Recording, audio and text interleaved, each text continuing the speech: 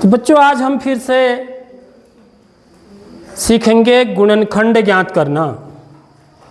इससे पहले मैंने कल भी आपको गुणनखंड क्या चीज़ होती है और संख्याओं के गुणनखंड किस प्रकार से निकाले जाते हैं वो तरीका बताया था।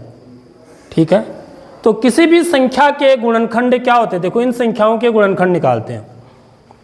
किसी भी संख्या के गुणनखंड वे संख्याएं होती हैं जो उस संख्या को पूरी बार विभाजित कर देती हैं। या आप सरल भाषा में ये कह सकते हैं कि किसी भी संख्या के गुणनखंड वे संख्याएं होती हैं जिनका भाग उस संख्या में पूरी बार चला जाता है। यानी कि यदि मुझे 16 के गुणनखंड निकालने हैं तो मुझे क्या पता करना है बच्चों, मुझे ये पता करना है कि वे संख्याएं कौन कौन सी हैं जिनका भाग 16 में पूरी बार चला जाएगा। जिनका भाग 16 में पूरी बार चला जाएगा। क्या कह रहा हूं मैं, समझ रहे हो? मुझे वे संख्याएं बतानी है जिनका भाग 16 में पूरी बार चला जाएगा। वही क्या कहलाएंगे, 16 के गुणनखंड कहलाएंगे। ठीक, तो यहाँ पर एक पार्ट मैं आपको आज फिर से बता रहा हूँ, एफ वाला बताता हूँ मैं आपको। ठीक है, हमें क्या बताने हैं, 42 के गुणनखंड। 42 के गुणनखंड क्या क्या होंगे बच्चों, ये पता करना है। तो मैं क्या करूँगा, 42 लिखूँगा यहाँ पर, ठीक, और भाग दूंगा मैं। शुरुआत कहाँ से करनी है, हमेशा भाग देने की शुरुआत कहाँ से करनी है, कहाँ से, 1 से। कहाँ से, तो 1 का भाग 42 में दूंगा तो जाएगा नहीं जाएगा, जाएगा। 1 का भाग तो हर किसी संख्या में चला जाता है, यह मैं पहले ही बता चुका हूं। इसलिए 1 क्या होता है, हर किसी संख्या का गुणनखंड होता है। 1 हर किसी संख्या का गुणनखंड होता है, किसी भी संख्या का। तो 1 का भाग 42 में कितनी बार जाएगा बच्चों, 42 बार ही जाएगा। 1 का भाग 5 में कितनी बार जाता है, 5 बार। 1 का भाग 4 में कितनी बार जाता है, 4 बार।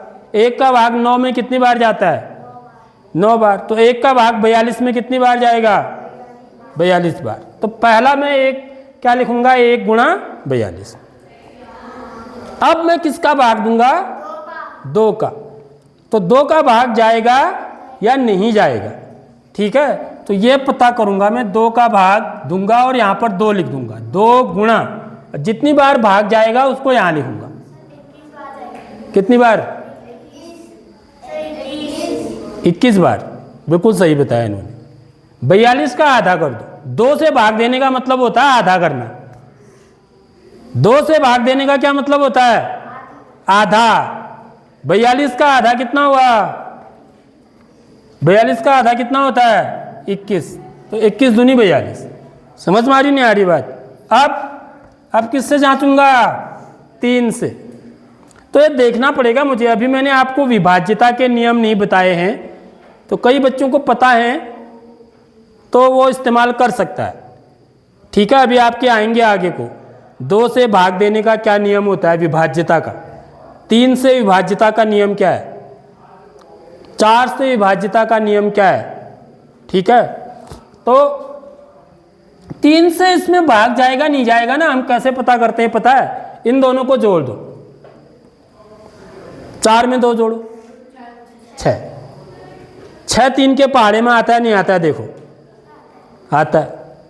यानी कि इन दोनों को जो योग आएगा, यदि उसमें 3 का भाग चला जाता है तो इसमें भी 3 का भाग चला जाएगा। यह नियम होता है, यह रूल है 3 से विभाज्यता का नियम। उसमें क्या करते हैं हम, जो भी संख्या होती है उसके अंकों को जोड़ देते हैं। 4 में 2 जोड़ा 6, 6 में 3 का भाग पूरी बार चला जा रहा है, तो इसलिए 42 में भी 3 का भाग पूरी बार चला जाएगा। पूरी बार का मतलब क्या हुआ, कि भाग देने पर मेरा शेष क्या आएगा बच्चों? 0 आएगा। पूरी पूरी बार भाग जाने का क्या मतलब होता है? भाग देने पर शेषफल 0 आएगा। तो देख लो 3 का भाग 42 में देंगे तो पूरी पूरी बार चला जाएगा, हमने पहले ही जांच लिया है। तो 3 का भाग 4 में कितनी बार गया? पहले देख लो भाग कैसे देते हैं, कई बच्चों को भाग देना नहीं आ रहा है। तो 3 का भाग 4 में देना है तो 3 एकम 3, 3 दूनी 6, तो 3 दूनी 6 ज़्यादा हो जा रहा है इससे, इसलिए एक बार जाएगा भाग। 3 एकम 3, घटाएंगे 4 में से 3 घटाएंगे 1, अब क्या उतरेगा? 2। तो 3 का भाग 12 में कितनी बार गया? 4 बार। 3 चक्को 12, तो शेष क्या आएगा? 0। तो जिस बच्चे को पहाड़े आते हैं ना वो सीधे भी बता देगा, क्योंकि 14 3 क्या होता है? 42 होता है। समझ में आ रही बात? 14 एकम 14, 14 दूनी 28, 14 3 42। तो 3 का भाग 42 में कितनी बार गया? 14 बार। तो 3 गुणा 14। समझ में आ गई नहीं आई बात? अब अगला देखिए, 4 का भाग जाएगा नहीं जाएगा इसमें? 4 दशम कितना होता है? 40। फिर 40 के बाद क्या आएगा? 44। समझ में आ रही बात? तो 4 का नहीं जाएगा, 5 का नहीं जाएगा, 6 का जाएगा। 6 सत्ता 42 होता है, यानी कि 6 गुणा 7। देख लो ऐसे लिखना है, देख लो मैं क्या कर रहा हूँ, सेम ऐसे ही बना के लाने हैं। अब 7 का 7 गुणा 6, फिर देखो अब उल्टा आने लग गया ना, 14 गुणा 3। अब ऐसे लिख दो 14 गुणा 3, फिर क्या आएगा? फिर 21 का जाएगा, 21 गुणा 2, फिर उल्टा करके लिख दो इसको, 42 गुणा 1।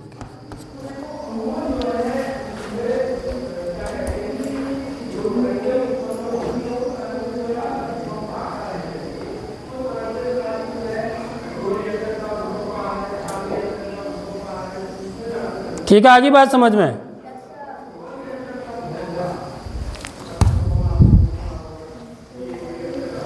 तो इसके गुणनखंड क्या हो गए बच्चों? 42 के गुणनखंड क्या है मेरे? 1 2 3, इनको लिख दो जो आगे हैं, 6 7 14 21 42। समझ में आ गई नहीं आई बात? समझ रहे हो? या तो इनको लिख लो, देखो ये भी यही है, यहाँ नीचे से ऊपर को लिखना पड़ेगा आपको, यहाँ ऊपर से नीचे को लिखो। नीचे से ऊपर लिखोगे तो भी यही आएगा, 1 2 3 6 7 14 21 42।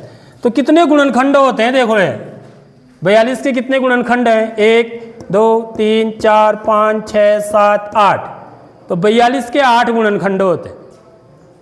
42 के कितने गुणनखंड होते हैं? 8। आ रही बात समझ में? कैसे किया है समझ में प्रश्न? तो इन सवालों को आप करके लाओगे? हाँ, इनको आप बना के लाओगे, मैं देखूंगा इन सवालों को सब।